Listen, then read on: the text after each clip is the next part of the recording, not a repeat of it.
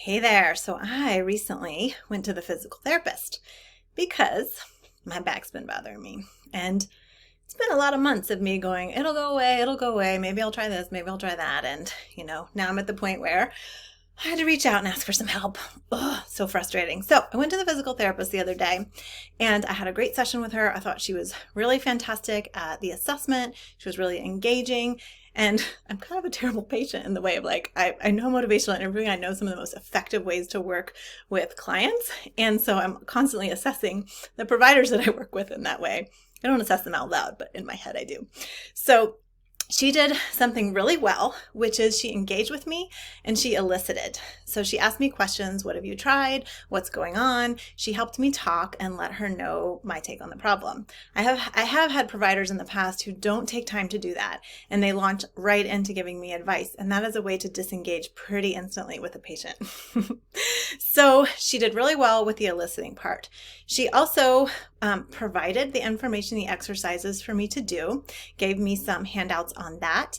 And so the part that I would add to this picture, which would make it a more effective intervention for a plan of care, is another elicit. So in motivational interviewing, we talk about the acronym EPE, or Elicit Provide Elicit. So gather information, ask questions. What have you tried already? Here's something that I suggest you trying. And then we want to elicit again. How will that work for you? So she sent me out the door with all my activities to do. Had she taken a couple minutes, maybe even just 1 minute, and asked me, now tell me, how do you plan on doing these activities? How do you plan on incorporating these exercises into your daily routine? What is going to help you make sure you get to these activities, because you do really want to feel better? That's the piece that was missing. So I walked out the door with a handful of exercise papers, which really pretty instantly went into my purse and sat there for a couple of days. And I'm somebody who's motivated to get out of pain, and I've come asking for help.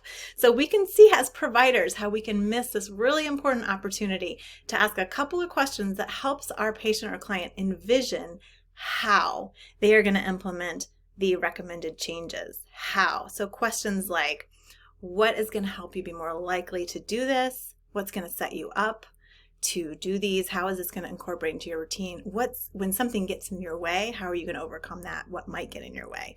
And that helps the patient envision and start to imagine how they're going to do that, which makes that implementation part, the change part, so much more likely. So, little tip I thought I'd share with you today: Elicit Provide Elicit, and helping patients envision and visualize making that change and incorporating that into their routine.